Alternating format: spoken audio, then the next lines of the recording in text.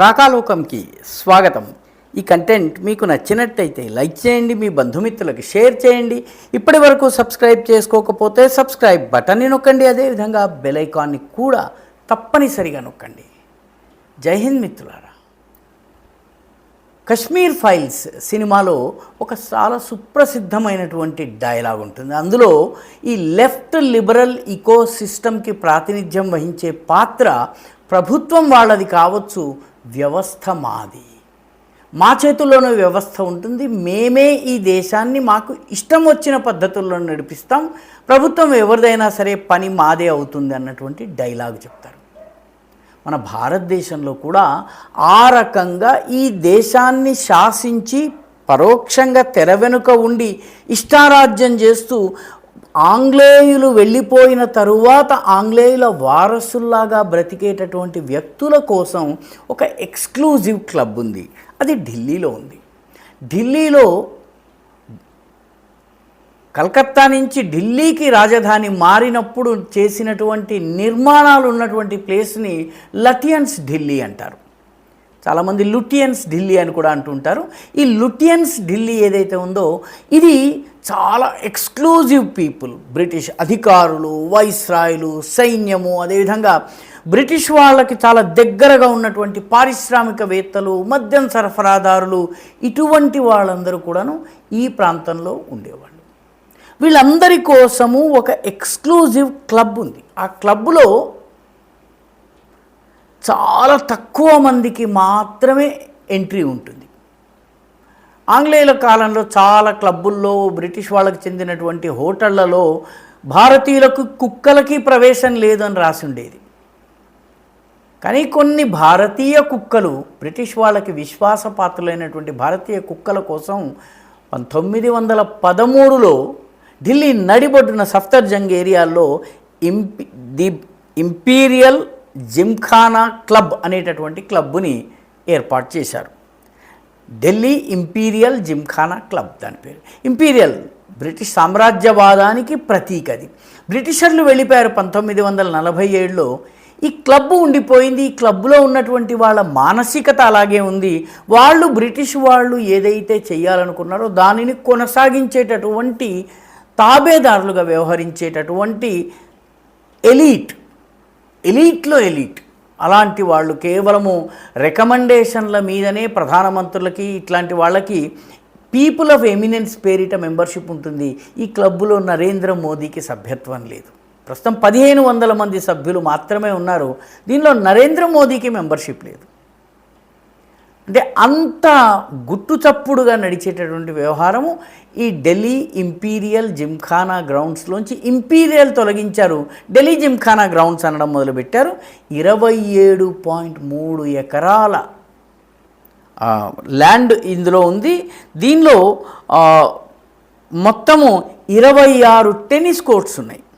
అందులో 3 టెన్నిస్ కోర్టులు, 7 కోర్టులు క్లే కోర్టులు, మామూలుగా సింథటిక్ కోర్టు కాకుండా క్లే కోర్ట్స్, ఇవి గ్రీన్ టర్ఫ్ తోటి ఉండేటటువంటి కాకుండా 3 స్క్వాష్ కోర్ట్స్ ఉన్నాయి, బ్యాడ్మింటన్ కోర్టులు ఉన్నాయి, బిలియర్డ్స్ కోర్ట్స్ ఉన్నాయి, ఒక కవర్డ్ స్విమ్మింగ్ పూల్ ఉంది, అదేవిధంగా 3 బార్స్ ఉన్నాయి, ఒక 43 రెసిడెన్షియల్ కాటేజెస్ ఉన్నాయి.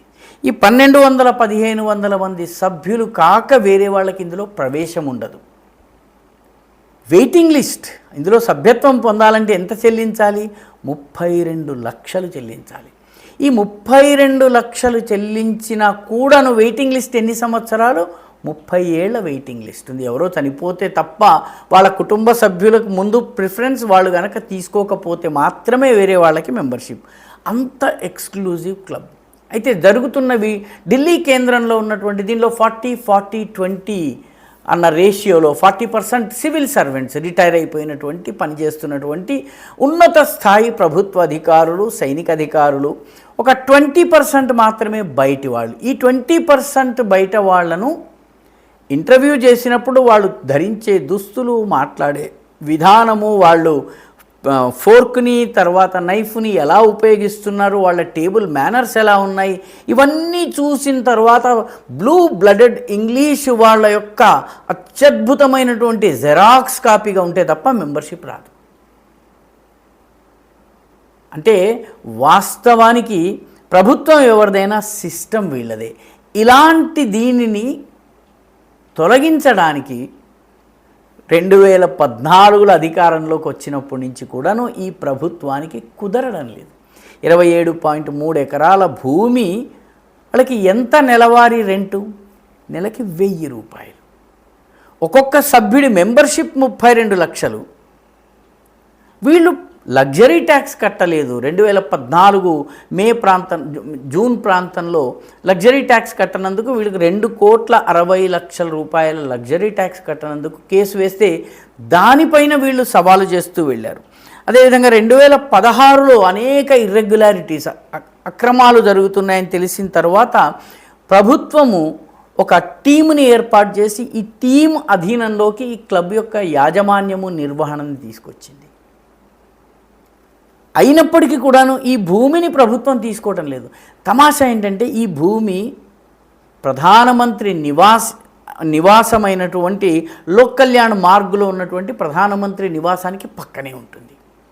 కాబట్టి అక్కడే అనేక డిఫెన్స్ ఎస్టాబ్లిష్మెంట్స్ ఉన్నాయి, కీలకమైనటువంటి మంత్రుల నివాసాలు ఉన్నాయి, అనేక కార్యాలయాలు ఉన్నాయి, అనేక కార్యకలాపాలు అక్కడ జరుగుతుంటాయి. అటువంటి చోట ఈ క్లబ్బులో ఏం జరుగుతుందన్నది బయటవాడికి తెలియకుండా ఉంది. కాబట్టి సెక్యూరిటీ కారణాల వల్ల, విఐపి సెక్యూరిటీ దృష్ట్యా, దేశ భద్రత దృష్ట్యా ఈ 27.3 ఎకరాల భూమిని ప్రభుత్వం వెనక్కి తీసుకుంటూ ఆదేశాన్ని మే 22వ తారీఖున జారీ చేసింది.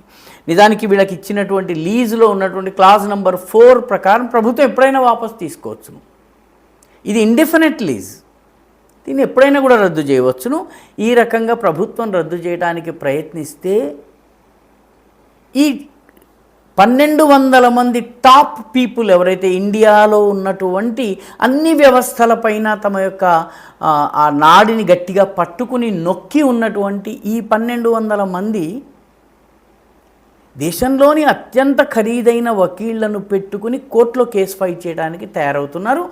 దీనికోసం ఈ ఢిల్లీ జిమ్ఖానా క్లబ్ని ఈ ఎలీట్ సెక్షన్ 1200 మంది గుప్పెట్లోంచి ఈ 27 ఎకరాల భూమిని విముక్తం చేసే ప్రయత్నాన్ని ఇప్పటి వరకు లెఫ్టిస్టులు సమర్థించలేదు. ఈ దేశంలో పేదల గురించి మాట్లాడే సిపిఐ కానీ, సిపిఎం కానీ, మావోయిస్టులు కానీ, లేకపోతే ఇంకా మార్క్సిస్ట్ లెనినిస్టు గ్రూపులు కానీ మోదీ ప్రభుత్వపు దౌర్జన్యంలాగా దీన్ని చూస్తున్నాయి తప్పితే ఈ దేశంలో ఉన్నటువంటి మీడియా సంస్థలు పేదల గురించి, భూ హక్కుల గురించి, నిర్వాసితుల హక్కుల గురించి రీములు రాసేవాళ్ళు ఇంగ్లీషు వాళ్ళ తాబేదారుల కోసం కట్టినటువంటి ఈ క్లబ్బుని, దీనికి సంబంధించినటువంటి 27 ఎకరాల భూమిని విముక్తం చేసే ప్రయత్నం దగ్గరకు వచ్చేటప్పటికీ పూర్తి మౌనం. వీళ్ళు దేశంలోని అత్యంత ఖరీదైన వకీళ్లను పెట్టుకుని ఈ క్లబ్ మెంబర్స్ కేసు ఫైట్ చేయడానికి ప్రయత్నిస్తున్నారు. తమాషా ఏంటంటే ప్రజలకు చెందాల్సినటువంటి అత్యంత కీలకమైన ప్రదేశంలో ఉన్నటువంటి ఈ భూమిని కాపాడేందుకు మీడియాలోని ఒక వర్గం ప్రయత్నిస్తోంది, ఈ దేశంలో ఉన్నటువంటి సివిల్ సర్వెంట్లలోని ఒక వర్గం ప్రయత్నిస్తోంది, ఈ దేశంలో ఉన్నటువంటి చాలా గొప్పవాళ్ళు, ధనవంతులని భావించేటటువంటి వాళ్ళు, ఈ విధాన నిర్ణేతలుగా సిస్టమ్ని తమ గుప్పెట్లో పెట్టుకున్నటువంటి వాళ్ళందరూ ప్రయత్నిస్తున్నారు. వాస్తవానికి ఇలాంటి శక్తులతో పోరాటం కోసం ఎంత సమయం పడుతుందో చెప్పడానికి ఢిల్లీ జిమ్ఖానా క్లబ్ ఒక ఉదాహరణ. 2014 జూన్ నుంచి పోరాడుతుంటే ఇప్పుడు ప్రభుత్వం, కేంద్ర ప్రభుత్వం 2026 మే 22న ఆదేశాలు జారీ చేసింది.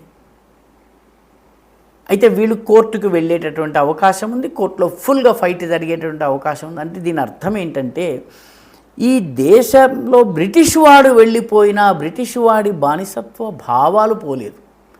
ఈ గ్రూపుని కమ్యూనిస్టుల దగ్గర నుంచి, లిబరల్స్ దగ్గర నుంచి ఎవ్వరు కూడాను వీళ్ళని వ్యతిరేకించటం లేదు. ప్రభుత్వం తీసుకున్న నిర్ణయం సరైనదేని అంటలేదు. అయోధ్య మందిరాన్ని ఏకంగా హాస్పిటల్ చేసేయాలి, అనాథాశ్రమం చేయాలి అని చెప్పి సలహానిచ్చేవాళ్ళు ఢిల్లీ జిమ్ఖానా క్లబ్లోని 27 ఎకరాల్లో ఒక అనాథాలయం కట్టాలి, ఒక హాస్పిటల్ కట్టాలని అంటున్నారా? అనడం లేదు. మా క్లబ్లో మా యొక్క ప్రివసీ ఏదైతే ఉందో, మా ప్రైవసీ మా ఇష్టారాజ్యం నడిచేందుకు ప్రధానమంత్రి ఇల్లు పక్కన ఉంటే ఆయన ఇల్లు కావాలంటే మార్చుకోండి, మా క్లబ్బు మారేది లేదన్నటువంటి ధోరణిలో వ్యవహరించడం జరుగుతుంది. కాబట్టి ఇన్ని రోజుల్లో మొట్టమొదటిసారి Khan market gang, Lutyens Delhi gang పైన మొట్టమొదటిసారి బలమైనటువంటి అఫెన్స్ ప్రారంభమైంది. సిస్టమ్ని తమ చేతుల్లో పెట్టుకున్న వాళ్ళపైన పోరాటం ప్రారంభమైంది. కానీ ఇది జరగడానికి ఇంకా సమయం పట్టేటట్టుంది. ఎందుకంటే కోర్టులకు వెళ్ళడం ఉంటుంది, న్యాయ ప్రక్రియ ఉంటుంది. మొత్తం మీద ఒక పెద్ద చర్య అయితే తీసుకోవడం జరిగింది, కానీ అది ఆచరణలోకి రావడానికి ఎంత సమయం పడుతుందో ఈ దశలో చెప్పడం కష్టం. ఈ వీడియో మీకు నచ్చినట్టయితే లైక్ చేయండి, షేర్ చేయండి, ఈ ఛానల్కు సబ్స్క్రైబ్ చేయండి. మీ అభిప్రాయాన్ని కమెంట్ల రూపంలో తప్పనిసరిగా పంపించండి.